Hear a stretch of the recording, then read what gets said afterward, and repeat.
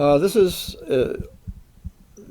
impromptu, unscripted, with minimal editing, because I'm about to check myself into the hospital. I think I may be having my second heart attack, and anything I'm going to say, I have to say now.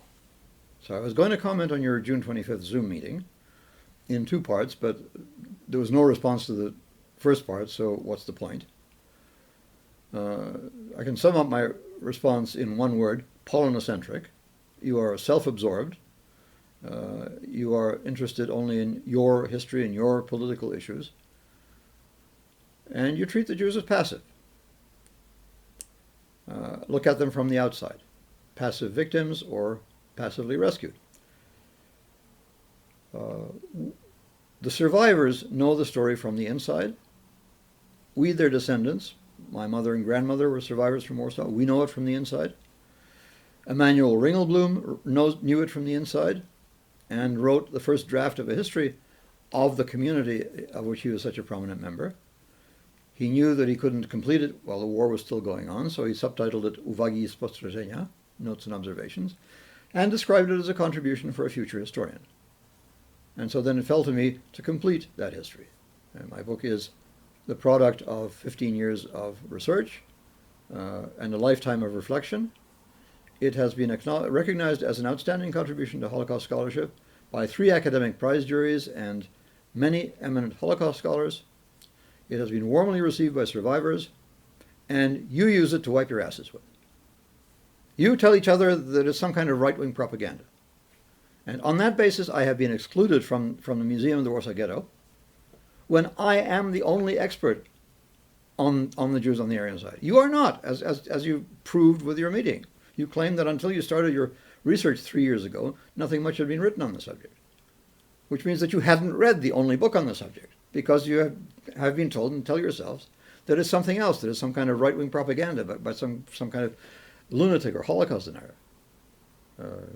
That it's about Żegota, says Gross, about those who rescued Jews, Gross again. That it's in the category of a historiography which glorifies the Poles' wartime attitudes, according to Zbikowski, is based on nothing more than a small number of Jewish memoirs, Zbikowski again, which are not representative of the Jewish tragedy, Grabowski. None of you have any idea of what you're talking about.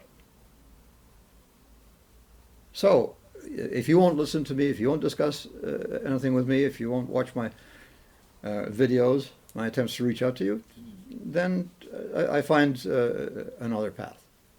And so I've launched a petition calling on the Polish government and the IPN to scrap the plan for the Museum of the Warsaw Ghetto, because it's an insult to survivors and to their descendants, who will come looking for insight into their personal and family histories and will find the door slammed shut in their faces. I'll tell you a story. At a conference in Boston in 2004, I approached Istvan Deák. I described my book to him, A Social History of the Jews on the Aryan Side in Warsaw, and asked if he'd be interested in reviewing it. He said it couldn't be done. I said I'd done it. In fact, I was about to receive a prize for it, the second of 3 that I won. He said there were only a few thousand of them, they were all assimilated or converts, so they weren't really Jews anyway, and there are hundreds of books that people want me to review. And he turned away. So there we have an eminent guy, emeritus professor at Columbia, many honors and distinctions,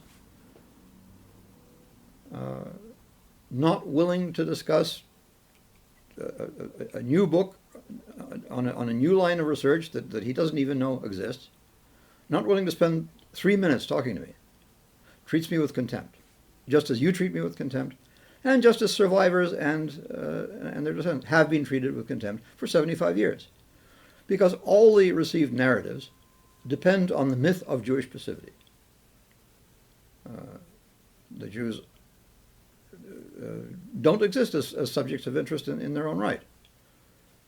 Gross's declared purpose in Neighbors, the English edition of Sąsiedzi, was to bring the Holocaust into the mainstream of Polish history. The Jews are a nameless, faceless mass, herded into Bolesław Szlaziński's barn and burned alive. We learn Shmuel Wasserstein's name, but he's a narrator. We learn nothing about him personally. And that's about the state of your knowledge. You look at the Jews from the outside. Everyone looks at them from the outside. through the eyes of the perpetrators, through the eyes of benefactors, as in Schindler's List, where anonymous Jews at the end put stones on Schindler's grave to thank the great man for saving their lives.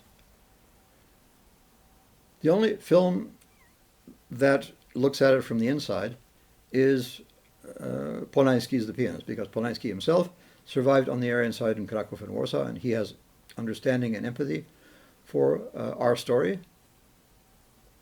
And he tells the story as it should be told, in a continuous flow from the beginning of the war to its aftermath, ending on a note of quiet reflection. In that way, he achieves the end of all Holocaust education, tikkun olam. The museum should also tell the story in the same way, ending on a note, I suggest, of unification before the Jews go their separate ways. Their further experiences in Poland and Palestine and the West are a story for another time. Half of the film and the dramatic climax of the story takes place on the Aryan side. And the museum plans to dispose of the Aryan side in 10 to 15 paragraphs with no dedicated space. The Warsaw segment of the narrative is to end with the extermination of the Jews in the Warsaw Ghetto, and then move on to other ghettos of more extermination. Always the Jews seen from through the eyes of the perpetrator, dehumanized, demeaned, nameless, faceless, just as in sąsiedzi. And that is supposed to teach people something. It won't. It offers no insight. It's likely to promote smug self-satisfaction. Look at the terrible things those people did. Thank God we're not like that. But we are like that. We're all like that. Put us in a uniform, give us a gun, stuff our heads full of propaganda, and we'll happily go shoot anyone we're told to shoot. The few of us who have the intelligence and the courage to stand up to them just get steamrolled. So if you don't learn any internal lessons, if you don't have time to meditate, then you learn nothing. Now, we knew that at the Imperial War Museum, where I had held the equivalent position to Danny Blattman's 22 years ago. And so there, the exhibition ends with a quiet space where visitors can sit and depressurize, watch videos of the 6 survivors whose stories they've been tracking throughout the exhibition, reflecting on their experiences. And they have the opportunity to fill out comment cards, registering their own reflections, and those cards are themselves an important historical source. So that's how it should be told, how I, as an expert with museum experience, who have spent many years researching the subject and know a lot about it, recommend that it should be told. And so I'm calling on the current plan to be scrapped. The project is being run by people like Deák, with many honors and distinctions, being around for a long time. I can't see that anyone involved with the museum has actually published anything on the Holocaust, except for Danny Blattman. And Danny has a vague idea of what my book is about, but he doesn't really understand its significance. Otherwise, he wouldn't be okay with this treatment, 10 to 15 paragraphs with no dedicated space. So none of you know anything. By your own admission, you don't know anything. You just imagine that for the first time you've stumbled across this subject, and your presentation is all about what it means for you as Poles. So, if you won't respond to my videos, if you won't discuss anything, if you won't talk to me, there's no point in my wasting time with you. I'm going around you with this petition. I'm going to try to organize a union of survivors and their descendants to make sure that we are never again treated with contempt like that, never again have to beg for a place at the table and appeal to arrogant people who think they know everything when they know nothing, who look at it from the outside and can't imagine that there is a story told from the inside, the way Ringelblum told it and the way I told it and the way Polański told it. So I'm following that track.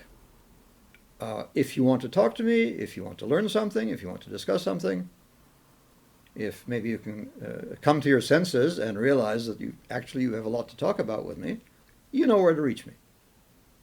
In the meantime, goodbye.